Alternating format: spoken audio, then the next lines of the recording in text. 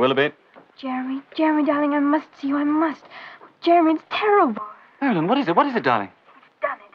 He's fixed a so-called world cruise with one of his ghastly friends in the shipping line. What? I'm supposed to leave this weekend. What are we going to do? Marilyn, he can't. We're not in the Middle Ages. Now, listen to me.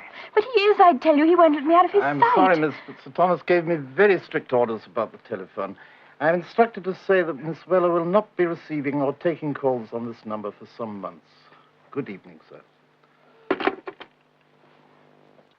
Oh, go to the... Oh, blast. What the devil do you want? Oh. I'm sorry. I was just talking on the telephone. I see. Well, you better come in. Yes. Well, that was the general idea of the visit. Am I interrupting something? As it happens, you didn't. They rang off. How are you feeling today? I brought your ointment as promised. Oh, you needn't have bothered, old man. I'm feeling much better, thanks to you and your friends. Oh. It's good of you to call, though. Look, I've just made some coffee. Will you join me? Oh, thanks. I've just been talking to somebody called Weller. I believe you're acquainted. And how? Yeah. I also had a little talk with a gentleman called the Deacon. The Deacon? Oh. I wouldn't expect you to know him. It's just that he's the gent Sir Thomas Weller hired to have you beaten up.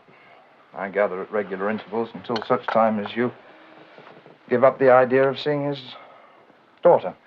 I see. It's been more than obvious he didn't want me to see Marilyn, but I didn't think he'd go that far. Well, now you know, don't you?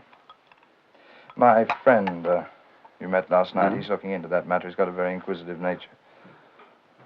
Normally we'd go to the police, but... You didn't, did you? No.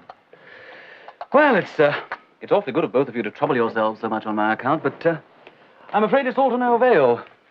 The old swab's having us shipped away on one of his pal ships for a round-the-world cruise. Once he gets her out of the country, well, that's it, I'm afraid. What are you going to do about it, then? What can I do about it? He's got enough money to bend things just the way he wants them. You've seen that already, haven't you? Been down to that ruddy building of his? Does that sort of thing frighten you, then? No. As a matter of fact, I did think of pushing off to Scotland and getting married, you know. I'd lay low for 14 days, and that'd be that. So I'll do a time in Brixton when I get back, but that won't kill me, will it? Look what I'll have waiting for me when I get out. Yeah. Well, what's stopping you, then? Well, it takes a bit of organizing. He has her watched like a hawk. He'd hire a couple of his East End ex-buddies, and they'd be after us like lightning. Is it worth organizing? Well, of course it's worth organizing. It's just that Look, I don't want to subject her to any more unpleasantness, that's all. Quite. You know, it needn't be like that. Funnily enough, I'm going up to Scotland for a fortnight's fishing.